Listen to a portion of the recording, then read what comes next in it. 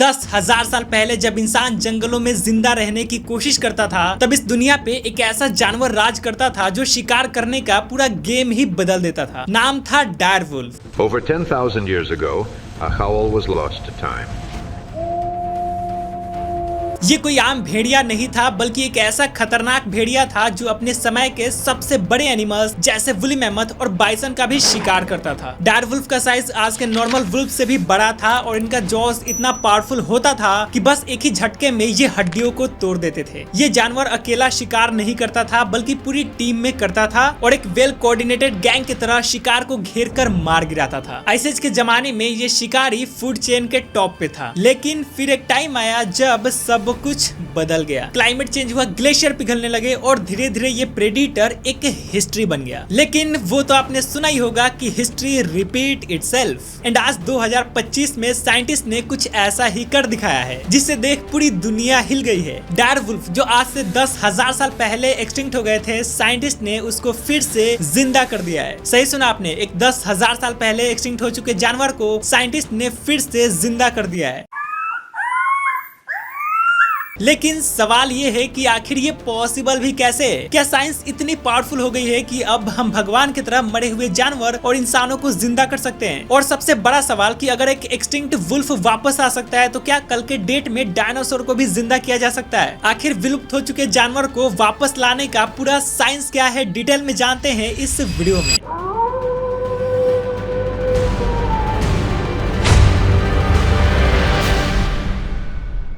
वैसे वीडियो में आगे बढ़ने से पहले मैं हम सबकी एक कॉमन प्रॉब्लम की बात करना चाहता हूँ, और वो है एक्स्ट्रा एक्सपेंसेस को मैनेज करना। क्योंकि हमें डेली थोड़ा बहुत पैसे तो चाहिए ही होते हैं, और मैं ये एक्स्ट्रा पैसे कमाने के लिए बिनोमो का यूज करता हूँ। और आप भी डेली अपने मोबाइल से थोड़ा सा दिमाग लगाकर इस बिनोमो से पैसे कमा सकते हो। दरअसल बिनोमो एक ट्रेडिंग प्लेटफॉर्म है जहाँ पे ट्रेडिंग करके आप आसानी से पैसे कमा सकते हो। चलो मैं आपको अभी ट्रेड करके पैसे कमा कर दिखा भी देता हूँ। देखो, सबसे पहले जब आप अकाउंट खोलोगे तब आपको एक डेमो अकाउंट मिलेगा जिसमें आप ट्रेडिंग का प्रैक्टिस कर सकते हो without investing a single rupee. But चलो अब मैं आपको अपने रियल अकाउंट से ट्रेड करके दिखाता हूँ। यहाँ से रियल अकाउंट में स्विच किया और यहाँ से अमाउंट सेलेक्ट कर लिया कि कितने रुपए से ट्रेड करना है। यहाँ से टाइम फ्रेम भी सेट कर सकते हो कि कितने टाइम फ्रेम में रिजल्ट चाहिए। जैसे मैं यहाँ पे 5 सेकंड सेलेक्ट कर लेता हूँ। अब बस सिंपली आपको प्रेडिक्ट करना है कि ये ग्राफ ऊपर जाएगा कि नीचे। जैसे मेरे को यहाँ लग रहा है कि ये ग्राफ ऊपर जाएगा, तो मैं इस ऊपर वाले बटन पे क्लिक कर दूंगा और थोड़ी देर वेट करने के बाद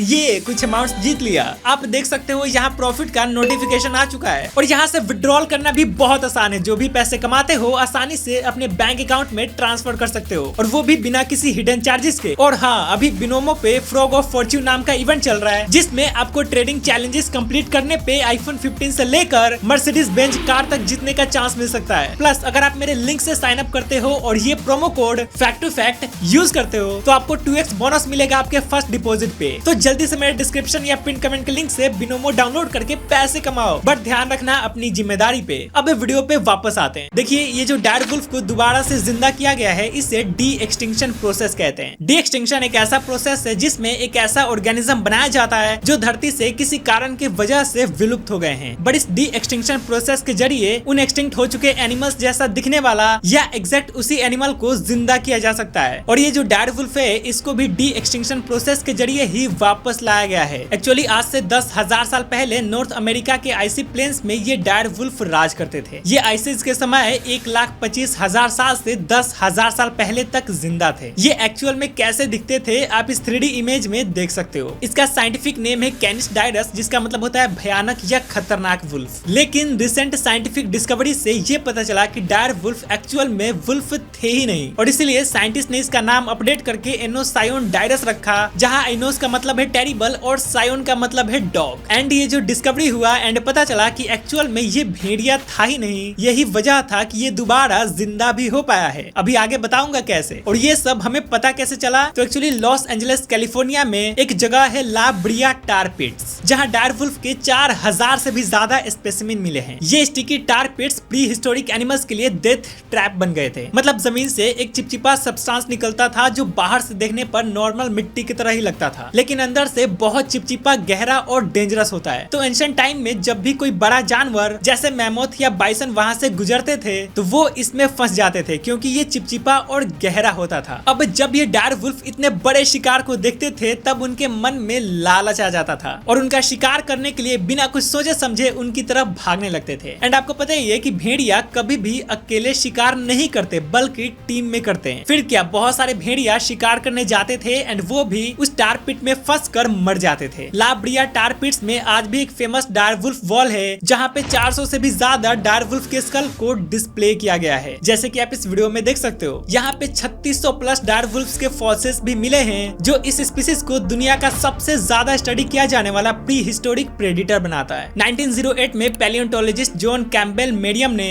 पहली बार ला ब्रिया टार पिट से डायर वुल्फ के फॉसिल कलेक्ट किए, लेकिन 1912 तक उन्हें ये पता चला कि ये कोई कॉमन वुल्फ नहीं है बल्कि एक डिफरेंट स्पीसीज है। कई सालों तक साइंटिस्ट ने सोचा कि डायर वुल्फ और मॉडर्न ग्रे वुल्फ जो आज हम देखते हैं वो क्लोजली रिलेटेड है, लेकिन रिसेंट डीएनए स्टडीज ने इस थियरी को कम्प्लीटली चेंज कर दिया। 2021 में साइंटिस्ट ने डीएनए एनालिसिस करके पता लगाया कि डायर वुल्फ ग्रे वुल्फ या कोयोटो से बिल्कुल अलग है, मतलब ये डिफरेंट इवोल्यूशनरी ब्रांच से बिलोंग करते थे। इनफैक्ट सबसे सरप्राइजिंग बात ये थी कि डायर वुल्फ का डीएनए ग्रे वुल्फ से नहीं बल्कि अफ्रीकन जैकल से ज्यादा मिलता है एंड डायर वुल्फ का जेनेटिक मेकअप भी यूनिक था। अप्रोक्सीमेटली 2/3 जेनेटिक मटेरियल वुल्फ्स और कोयोटोस के एंसेस्टर से आया था, जबकि 1/3 एंशिएंट साउथ अमेरिकन डॉग से रिलेटेड था। यह हाइब्रिड स्पेशन का एक रेयर एग्जांपल है जहां दो अलग स्पीसीज के इंटरब्रीडिंग से एक कंप्लीटली नई स्पीसीज बन जाती है। यहाँ पे एक चीज और कि अगर आप एवोल्यूशन को, जेनेटिक को और डिटेल में समझना चाहते हो तो आप मेरा ये वाला वीडियो देख सकते हो। मैंने इसमें एवोल्यूशन के बारे में डिटेल में बात किया है, इसका लिंक डिस्क्रिप्शन में डाल दूंगा, इस वीडियो के बाद जाकर देख लेना। अपनी स्टोरी पे थोड़ा सा पीछे आए तो 2013 की ही बात है। रिवाइव एंड रिस्टोर ऑर्गेनाइजेशन के साइंटिस्ट बेन नोवक एक डॉक्यूमेंट्री देखते हुए सोच रहे थे कि अगर हम पैसेंजर पिजन को वापस ला सकते हैं तो डायर वुल्फ को क्यों नहीं। उन्होंने देखा कि ला ब्रिया के फोसिल्स में कोलेजन प्रोटीन और माइटोकॉन्ड्रियल डीएनए प्रिजर्व था। यही स्पार्क था कि 2020 में डॉक्टर एंजेला पेरी ने डायर वुल्फ के एवोल्यूशन को स्टडी की और प्रपोज किए कि ग्रे वुल्फ के जीनोम को एडिट करके हम डायर वुल्फ को वापस ला सकते हैं। टाइम आगे बढ़ता है और साल आता है 2021 में जब साइंटिस्ट सक्सेसफुली डायर वुल्फ्स के फॉसिल से जब एंशिएंट डीएनए एक्सट्रैक्ट कर लेते हैं तभी से एक मेजर क्वेश्चन साइंटिस्ट के दिमाग में घूमने लगता है कि क्या हम इस एक्सटिंक्ट जानवर को वापस ला सकते हैं। एंड इसका जवाब दिया Dallas based biotechnology company colossal biosciences के साइंटिस्ट ने। उन्होंने इस आइडिया को सीरियसली लिया। कंपनी के को-फाउंडर और सीईओ बेन लैम का विजन क्लियर था। We are not a foundation, we are not a non profit, we are not an academic think tank, we are trying to actually develop products and build technologies. मतलब इनका mission बहुत ही clear है, extinct हो चुके animals को वापस लाना। In fact colossal biosciences ने वुली मैमथ, डोडो और टैस्मेनियन टाइगर को भी 2028 तक लाने का प्लान किए हैं। इनफैक्ट वुली मैमथ के प्रोग्रेस में इन्होंने हाल ही में एक चूहे को डेवलप किया था जिसमें वुली मैमथ जैसे ट्रेड्स थे, जैसे उसके बाल लंबे थे, सुनहरे थे। बट ये डी एक्सटिंक्शन एग्जैक्टली है क्या? तो देखो, डी एक्सटिंक्शन एक रिवोल्यूशनरी साइंटिफिक प्रोसेस है जिसमें एक्सटिंक्ट हो चुके एनिमल्स को उनके क्लोजेस्ट लिविंग रिलेटिव्स के जेनेटिक मटेरियल को मॉडिफाई करके वापस लाया जाता है। मतलब सिंपल सी बात यह है कि डी एक्सटिंक्शन में हम एक एक्सटिंक्ट एनिमल के डीएनए को यूज करके उसके क्लोजेस्ट लिविंग रिलेटिव्स के जीन्स को ऐसे मॉडिफाई करते हैं कि वो एक्सटिंक्ट स्पीसीज जैसा दिखने और बिहेव करने लगता है। ये जेनेटिक इंजीनियरिंग का एक एडवांस्ड फॉर्म है जिसमें वेरियस टेक्निक्स जैसे आर्टिफिशियल सिलेक्शन, बैक ब्रीडिंग और जीन एडिटिंग का यूज किया जाता है। किसी भी स्पीसीज को डी एक्सटिंक्ट यानी सेम वैसा ही जानवर दोबारा से बनाने के लिए मेनली इन 3 मेथड्स का यूज किया जाता है। पहला है क्लोनिंग। सोचो आप एक फोटोकॉपी मशीन में पुरानी बुक का एक पेज डालते हो जिससे एक नई बुक प्रिंट हो जाती है। सेम ऐसा ही एक्सटिंक्ट एनिमल के डीएनए को मॉडर्न एनिमल के एग में डाला जाता है जिससे एक न्यू एनिमल का जन्म हो जाता है। तो सबसे पहले साइंटिस्ट ने इसी प्रोसेस को यूज करके डायर वुल्फ को डी एक्सटिंक्ट करने की कोशिश की। बट इसमें एक प्रॉब्लम था कि जो डीएनए था वो उतना नहीं मिल पाया जितना क्लोनिंग के लिए जरूरत थी, क्योंकि 10,000 साल बाद साइंटिस्ट को जो डायर वुल्फ का डीएनए मिला था वो पजल के छोटे छोटे टुकड़ों जैसा था, जोड़ने पर भी इनकम्प्लीट पिक्चर ही बनती थी। इसीलिए क्लोनिंग वाला मेथड काम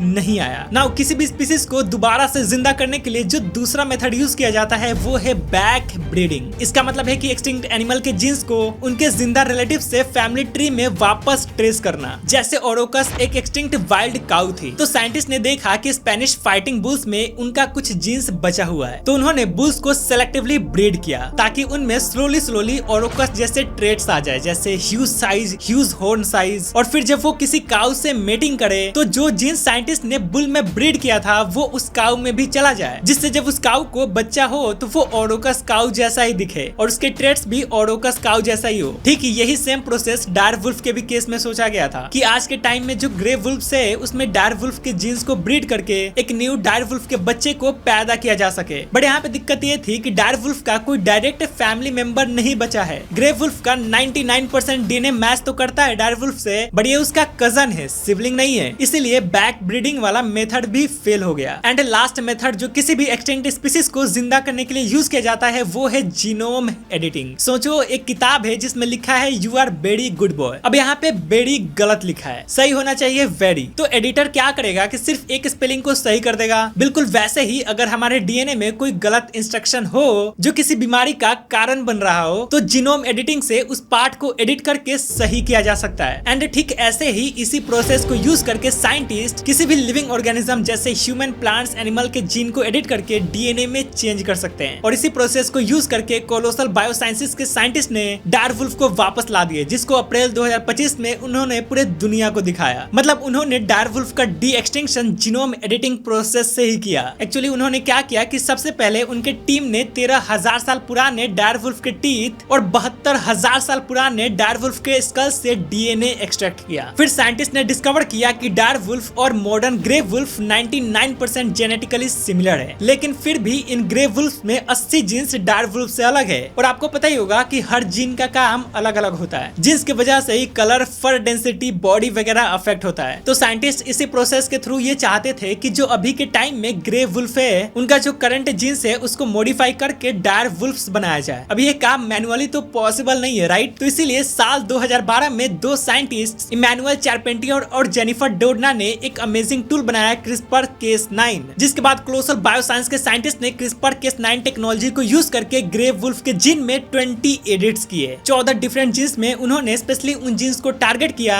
जो डायरवुल्फ के कैरेक्टरिस्टिक्स से रिलेटेड थे, उनका साइज, उनका थिकर लाइट कलर्ड कोट और उनका स्ट्रॉन्गर जॉस। एडिटेड सेल से एम्ब्रोयस क्रिएट किया गया जिसे सरोगेट डॉग मदर्स में इम्प्लांट किया गया। रिजल्ट 3 हेल्दी डायरवुल्फ पप्स का जन्म हुआ, 2 मेल्स और 1 फीमेल, जिन्हें रोमुलस, रिमस और खल्लीसी नाम दिया गया। ये पप्स अभी नॉर्दर्न यूएस में एक सीक्रेट 2000 एकड़ फैसिलिटी में 10 फुट टॉल जू ग्रेड फेंसिंग के अंदर रह रहे हैं, जहां इन्हें सिक्योरिटी, पर्सनल्स, ड्रोन्स और लाइव कैमरा फीड से मॉनिटर किया जा रहा है। अब यहाँ पे एक बहुत ही सिंपल सा सवाल आपके दिमाग में उठ रहा होगा कि डायरवुल्फ या किसी भी एक्सटिंक्ट हो चुके एनिमल को वापस लाने की जरूरत क्या है? वेल, कोलोसल बायोसाइंसेस के सीईओ बेन लैम का कहना है कि ये सिर्फ एक साइंटिफिक क्यूरियोसिटी नहीं है। अप्रैल 2025 में फास्ट कंपनी को दिए गए एक इंटरव्यू में उन्होंने कहा, we are creating proxies to fill ecological gaps left by extinction. यानी हम ऐसे स्पीसीज को बना रहे हैं जो एक्सटिंक्ट एनिमल के इकोलॉजिकल रोल को फिल कर सकते हैं। लैम के अकॉर्डिंग डायरवुल्फ जैसे एपेक्स प्रेडेटर के बिना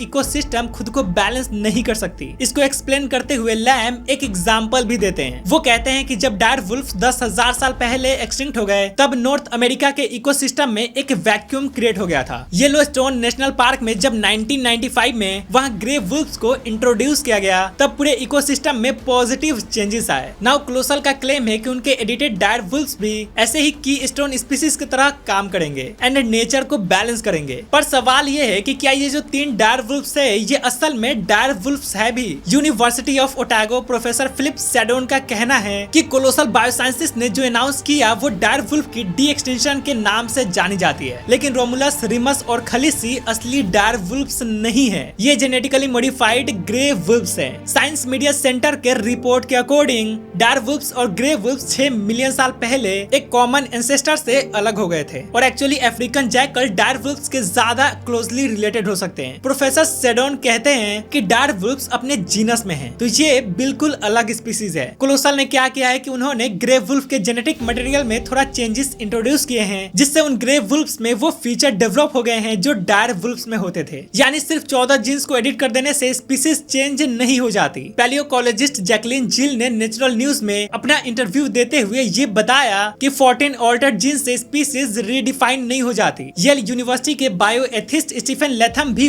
वार्न करते हैं। वो कहते हैं कि चाहे हम इन्हें डायरवुल्फ भी कह ले, लेकिन इनकी सर्वाइवल मॉडर्न फूड वेब्स को डीस्टेबलाइज कर सकती है। मतलब ये है कि एक्चुअल डायरवुल्फ और 2025 का जो मॉडिफाइड डायरवुल्फ है उनमें 10,000 साल का गैप है। आइस एज में डायरवुल्फ्स, मैमोथ्स और जायंट ग्राउंड स्लोथ्स को हंट करते थे, लेकिन आज वो स्पीसीज भी एक्सटिंक्ट हो चुकी है। तो डार्वुल्फ्स का मतलब ही क्या बनता है? इसीलिए तो सिराक्यूज यूनिवर्सिटी के फिलोसफी प्रोफेसर सैमुअल ग्रोविच कहते हैं कि डी एक्सटिंक्शन के सारे क्लेम्स एक मेटाफोर है। नो डाउट जो उन्होंने प्रोड्यूस किया है वो टेक्नोलॉजी इंप्रेसिव है, लेकिन वो कभी भी एक्चुअल एक्सटिंक्ट क्रिएचर्स नहीं हो सकते। उनका सिंपल सा ये कहना है कि only adult direwolves can raise a direwolf and there aren't any, और कोई भी नहीं कर सकता। वो कहते हैं कि यार शेर के बच्चा को शेरनी ही पैदा कर सकती है, कोई टाइगर नहीं कर सकता। मतलब कि जीन्स चेंज कर देने से पूरी स्पीसीज रिस्टोर नहीं हो जाती। और रियलिटी ये भी है कि कोलोसल ने ग्रे वुल्फ के जीन में मात्र 20 एडिट्स किए हैं, जबकि डार्वुल्फ और ग्रे वुल्फ में एस्टिमेटेड 1.47 मिलियन जेनेटिक डिफरेंसेस है। ऐसे में क्या 20 चेंजेस से हम कंप्लीटली डिफरेंट स्पीसीज बना सकते हैं? इसको ऐसे समझो कि क्या हम एक चिंपैंजी को,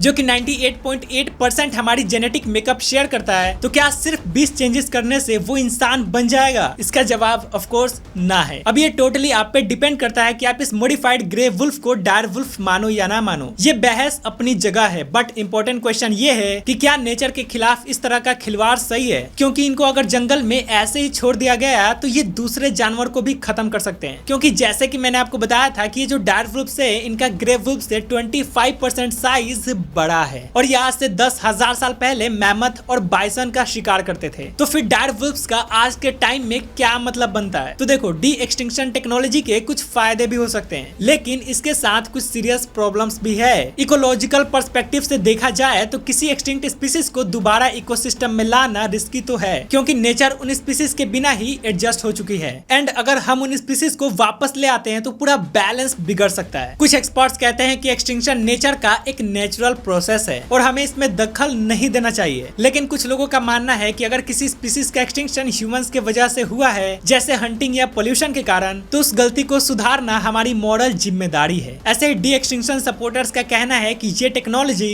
बायोडाइवर्सिटी को वापस बढ़ाने में मदद कर सकती है। उनका मानना है कि एक्सटिंक्ट स्पीसीज अपने इकोसिस्टम में इंपॉर्टेंट रोल प्ले करती थी और उनको वापस लाने से वो इकोलॉजिकल बैलेंस दोबारा बन सकता है। फॉर एग्जाम्पल, वुली मैमथ पहले ग्रासलैंड को मेंटेन रखने में मदद करते थे, तो अगर उन्हें आर्कटिक रीजन में दोबारा लाया जाए तो वो परमाफ्रोस्ट को प्रोटेक्ट करने में मदद कर सकते हैं, जो ग्लोबल वार्मिंग को स्लो डाउन करने के लिए काफी इंपॉर्टेंट हो सकता है। देखो, साइंस आज इतनी पावरफुल हो चुकी है कि हम नेचर के रूल्स को भी रीराइट कर रहे हैं। हम एक्सटिंक्ट जानवरों को वापस ला सकते हैं, लेकिन क्या हमें वाकई वापस लाना चाहिए? नेचर ने जिन स्पीसीज को मिटा दिया है, क्या हम उनको वापस ला कर कोई गलती कर रहे हैं? मेरा मानना है कि डी एक्सटिंक्शन एक साइंटिफिक मिरेकल है, लेकिन इसे सिर्फ तब यूज किया जाना चाहिए जब हमारी इंटेंशन नेचर को हील करना हो, ना कि उसे कंट्रोल करने की। और हो सकता है कि कल हम डार्वुल्फ्स को जंगलों में दौड़ते भी देखें, लेकिन याद रखना कि कुछ चीजें हिस्ट्री में ही बेटर होती है। खैर, इस पर आपका क्या ओपिनियन है नीचे कमेंट कर देना, और एवोल्यूशन वाला वीडियो नहीं देखा है तो जाकर देख लो, लिंक